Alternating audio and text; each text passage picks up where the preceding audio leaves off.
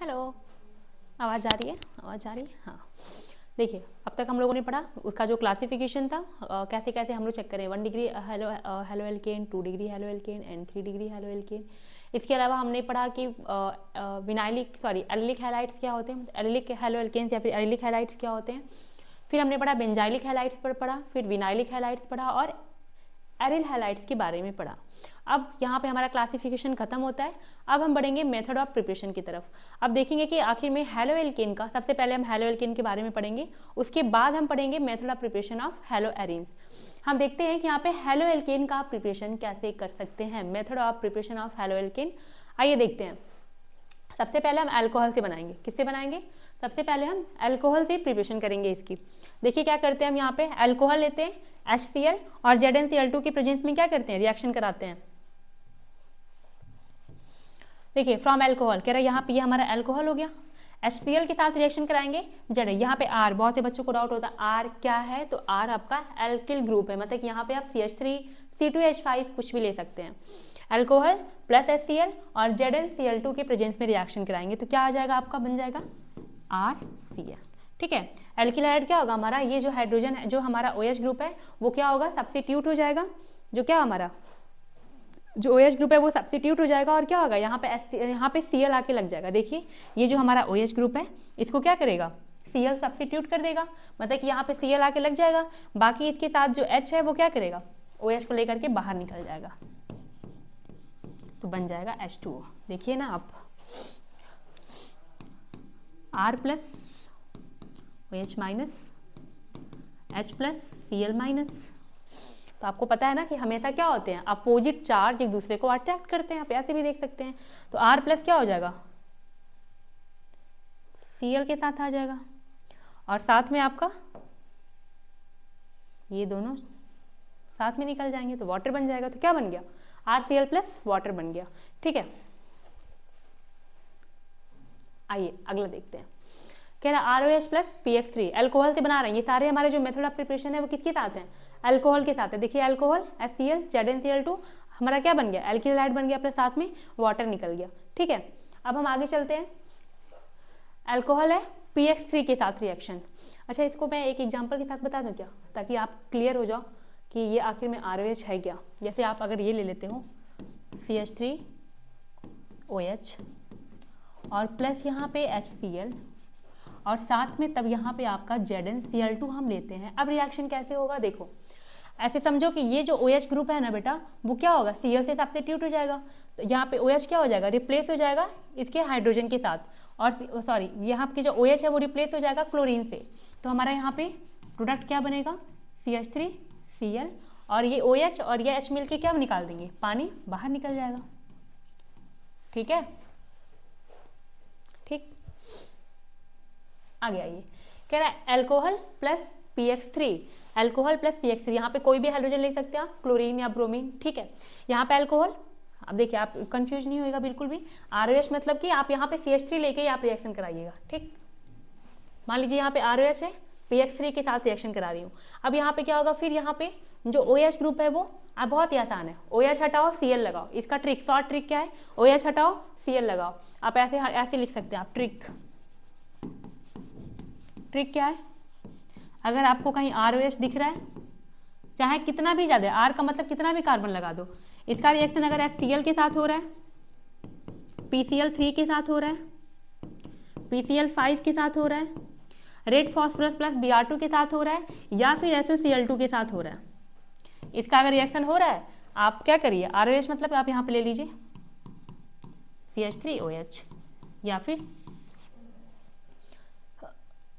ओ भाई ओह, क्या पढ़ाया था मैंने, सॉरी। देखो बेटा, ये ROH का मतलब क्या है, ROH का मतलब मैं आपको बताना चाहती हूँ बस कि ये आपका क्या है, CH3, R का मतलब CH3 होता है, या फिर CH3CH2 हाइड्रोजन OH लगा दो, या फिर आप 3 कार्बन का लगा लो आप, ठीक है, या फिर 4 कार्बन लगा लो, कोई फर्क नहीं पड़ता, आप लगाइए और लास्ट में क्या लगाएं आप, OH लगा दें। ठीक है, CH3OH। अब इसका अगर रिएक्शन आप किसी के साथ भी कराते हो, HCl ZnCl2 के साथ करा दो, ठीक है, HCl ZnCl2 के साथ करा दो, या फिर HCl red phosphorus plus Br2 के साथ करा दो,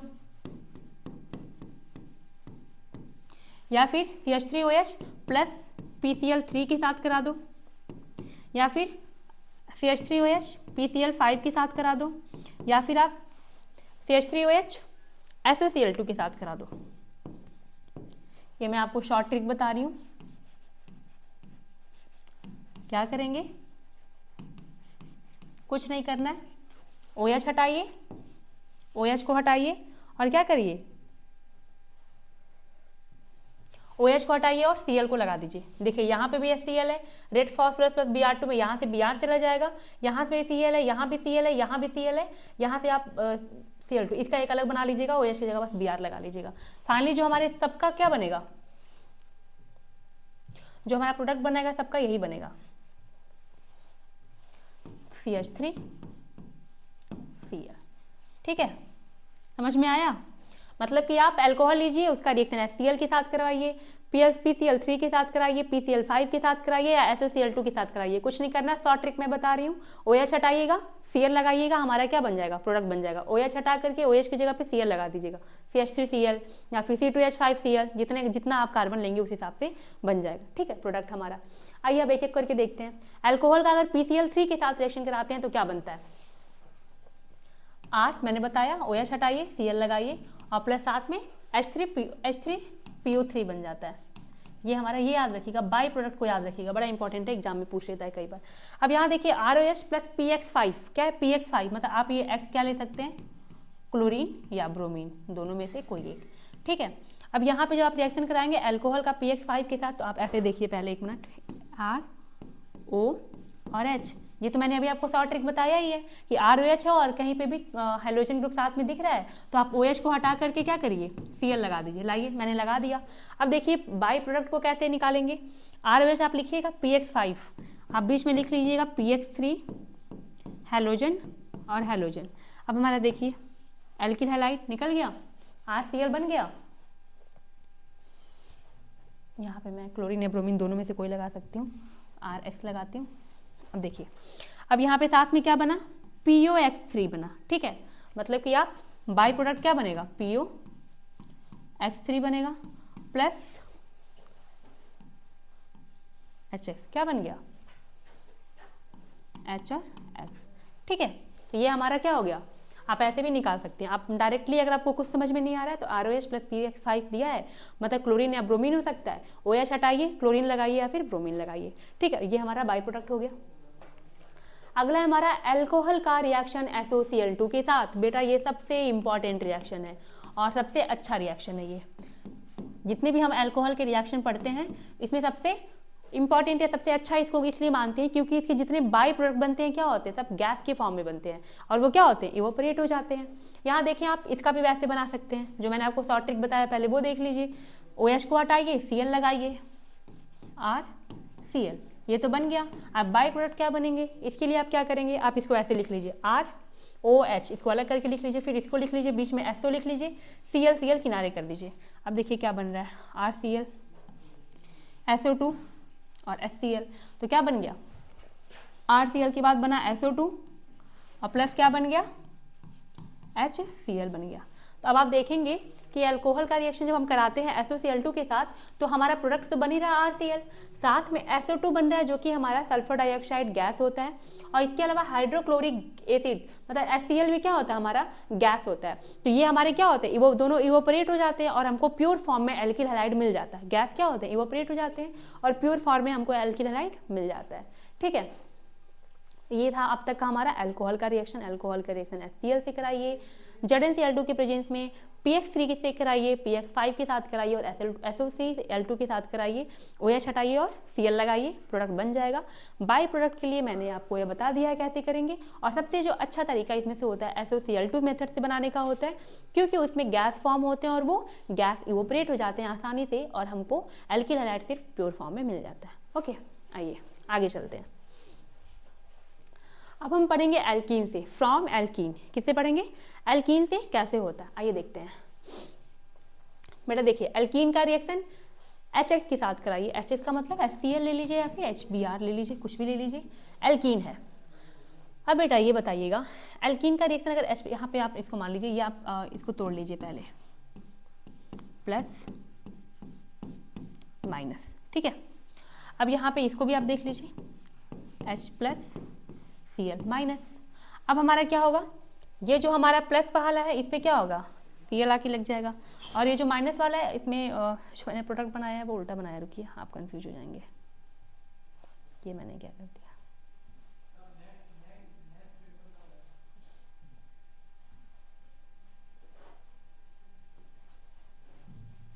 देखिएगा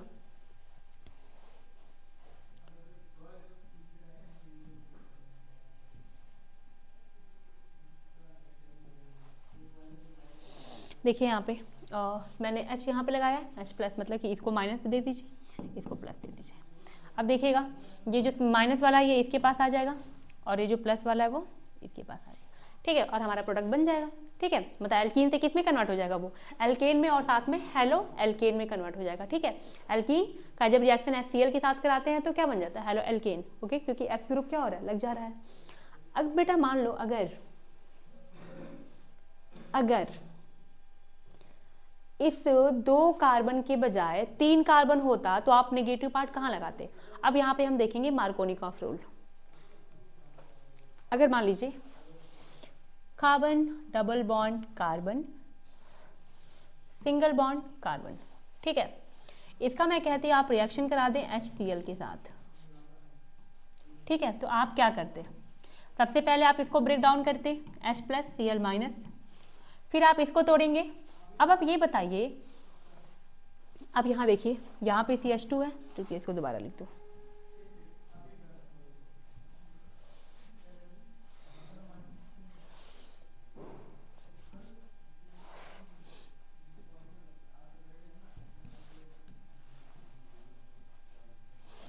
ये हमारा बेटा CH2 single bond double bond, sorry CH single bond CH3, ठीक है। अब मैं अगर आपसे पूछूं कि अगर ये इसको हम ब्रेक डाउन करते हैं, मतलब कि अब हमें H प्लस और Cl माइनस मैंने तोड़ लिया है, अब मैं पूछूं कि Cl माइनस को अगर मान लीजिए ये डबल बॉन्ड आपका ब्रेक हो रहा है, ठीक है, तो हम किसको प्लस देंगे किसको माइनस देंगे, या फिर आप कह सकते हैं ये जो निगेटिव चार्ज है वो इस कार्बन पे लगेगा तो इन्हीं दोनों के बीच में, क्योंकि जिस हम क्या कर रहे हैं, डबल बॉन्ड कार्बन को ब्रेक डाउन कर रहे हैं, तो जब डबल बॉन्ड कार्बन को ब्रेक करेंगे तो क्या माइनस जो निगेटिव चार्ज है, जो हमारा ये निगेटिव चार्ज है, ये निगेटिव चार्ज वाला पार्ट वो यहाँ पे लगेगा कि यहाँ पे लगेगा, दोनों में से कहाँ लगेगा, आखिर में कौन सा कार्बोकैटायन ज़्यादा स्टेबल होगा। तो आपको पता होना चाहिए कि जो कार्बोकैटायन की स्टेबिलिटी होती है वो 3 डिग्री कार्बन ज़्यादा स्टेबल होता है, फिर 2 डिग्री, फिर 1 डिग्री ज़्यादा स्टेबल होता है। तो अगर मान लीजिए मैं बोलती हूँ कि बेटा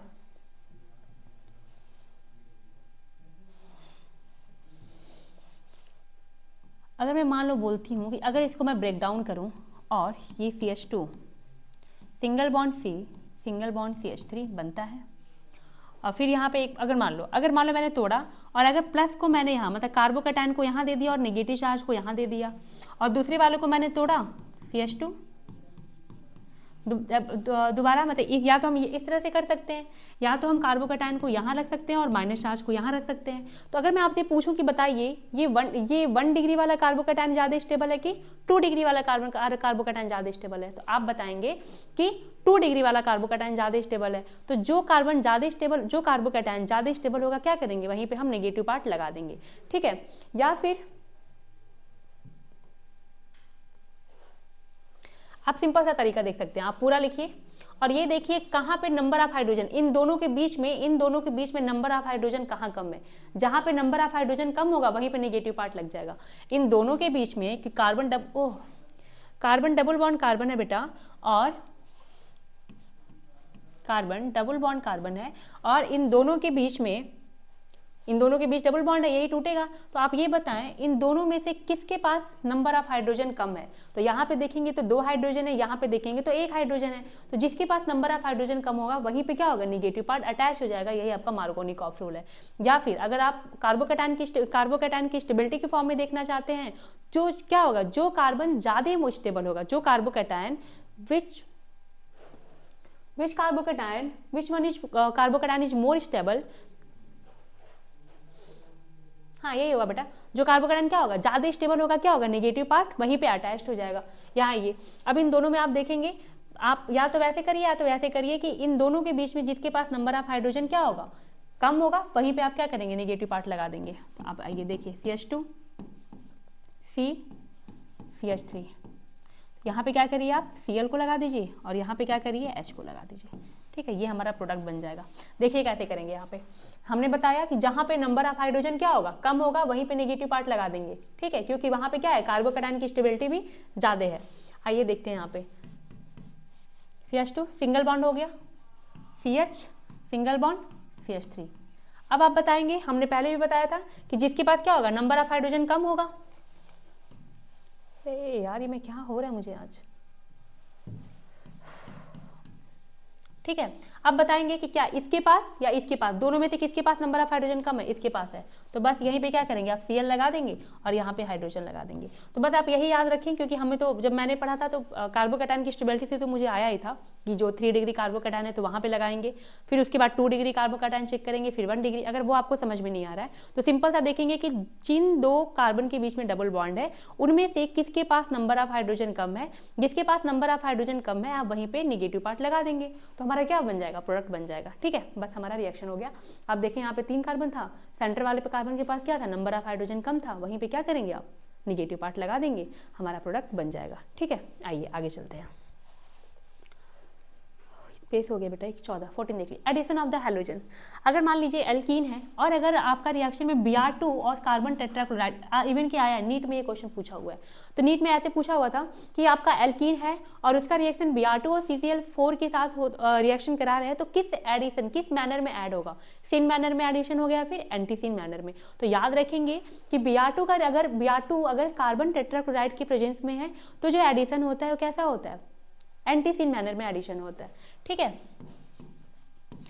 आप एंटी सिन मैनर में एडिशन याद रखेंगे बेटा, CH2 double bond CH2 Br। ठीक है, और जब क्या होते हैं, 2 अलग अलग कार्बन से हैलोजन जुड़े होते हैं, इसे हम बोलते हैं विस डाइब्रोमाइड।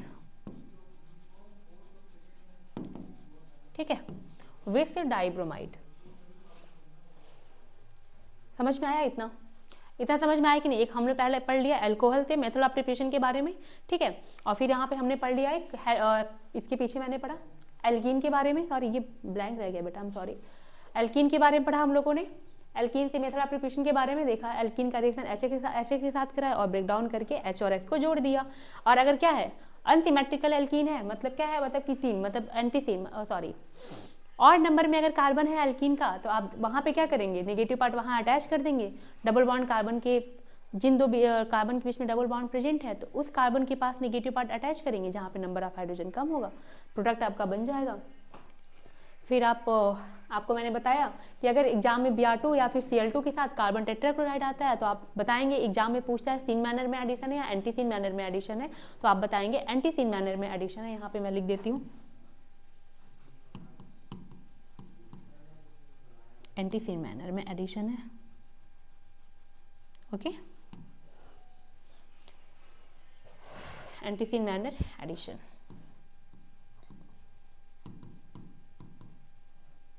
तो हमारा बन जाएगा विस। जब 2 अलग अलग कार्बन पे क्या होता है, हाइड्रोजन ग्रुप अटैच होता है, उसे हम बोलते हैं विस टाइप, विस। तो यहाँ पे विस डाई हाइलाइट हो गया था, ब्रोमीन लगा था तो विस टाइप ब्रोमाइड। अब हम देखेंगे halogen exchange.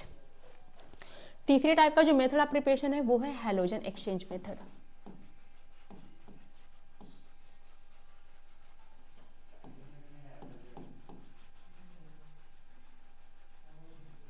Halogen exchange method of preparation.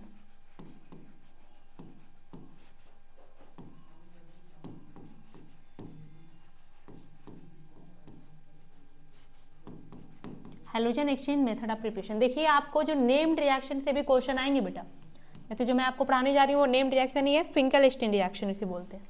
क्या बोलते हैं, फिंकल-स्टीन रिएक्शन। अरे यार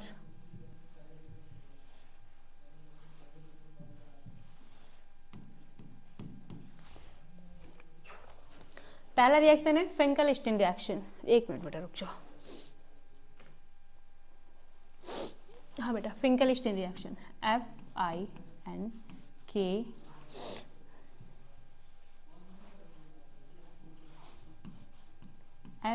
FINK, Finkel.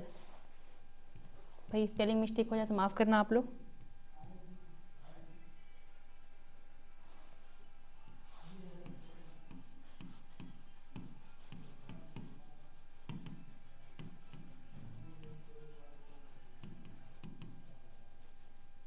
REACT, Finkelstein reaction.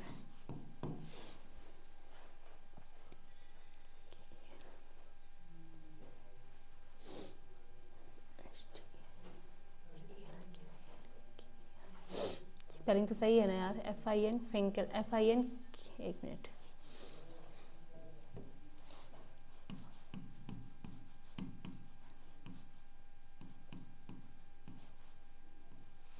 बेटा मेरी राइटिंग गंदी है, मैं इसको इम्प्रूव करने की बिल्कुल कोशिश धीरे धीरे कर रही हूँ, हो जाएगा। आप अगर मेरी राइटिंग से परेशान हो तो आप ये आपको कुछ समझ में ना आ रहा हो तो आप देखिए, मैं इसलिए मैं बार बार रिपीट कर देती हूँ चीज़ों को, ताकि अगर आपको समझ में ना आ रहा हो तो आप समझ जाइए। आपका फिंकल स्टीन रिएक्शन, अगर आपने एनसीईआरटी सामने खोल के रखा होगा तो आप वहाँ पे देखेंगे हैलोजन एक्सचेंज मेथड में सबसे पहला जो आपका यही है, फिंकल स्टीन रिएक्शन के बारे में दिया है। देखिए बेटा, ये जो आपका क्या होता है, हैलोजन एक्सचेंज मेथड होता है। और ये जो मेथड होता है हमारा आयोडीन, मतलब कि हैलो मतलब आयोडीन, मतलब कोई भी हैलोजन ग्रुप है उसको हटा करके आयोडीन ग्रुप क्या करते हैं वहाँ पे ऐड कर देते हैं। मतलब मेनली हम एल्किल आयोडाइड बनाने के लिए इस मेथड को क्या करते हैं, यूज करते हैं। किस लिए यूज करते हैं, मेनली एल्किल आयोडाइड को बनाने के लिए यूज करते हैं। जैसे आप देखें एल्किल हैलाइड, जैसे मान लीजिए यहाँ पे एल्किल हैलाइड, यहाँ पे हम लोगों ने क्या किया है, क्लियर जा रही है आवाज,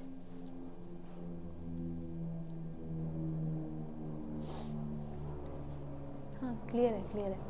हाँ अब देखिए इधर, अब बेटा मैं क्या बोली थी कि एल्किल आयोडाइड बनाने के लिए मेथड के लिए हम लोग यूज करते हैं इसको। सबसे पहले यहाँ पे क्या करेंगे, हैलोजन ग्रुप ले लेंगे, और ये जो हैलोजन होगा या तो क्लोरीन होगा या ब्रोमीन ले लीजिए, लेकिन आयोडीन नहीं होगा। ये हैलोजन क्या होगा, या तो आप क्लोरीन ले सकते हैं या तो ब्रोमीन ले सकते हैं, लेकिन आयोडीन नहीं होगा ये।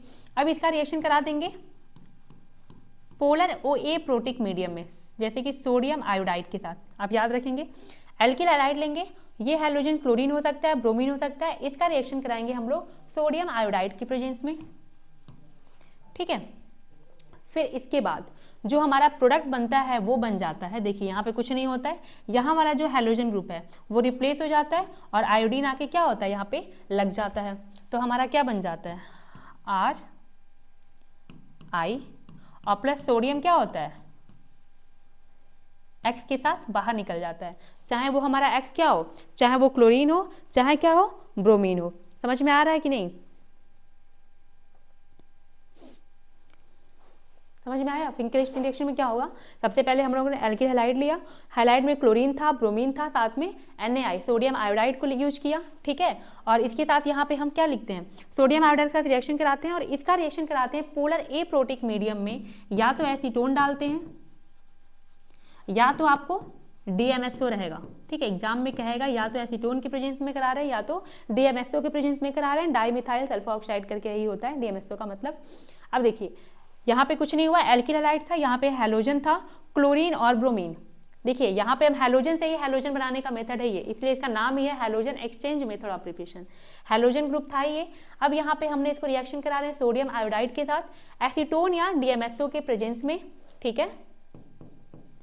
फिर यहाँ पे क्या बन जा रहा है, यहाँ पे क्या हो रहा है, यहाँ जो एल्किल ग्रुप के साथ जो हैलोजन है वो एक्सचेंज हो रहा है, सोडियम के साथ जो आयोडीन ग्रुप है उसके साथ हैलोजन का एक्सचेंज हो रहा है।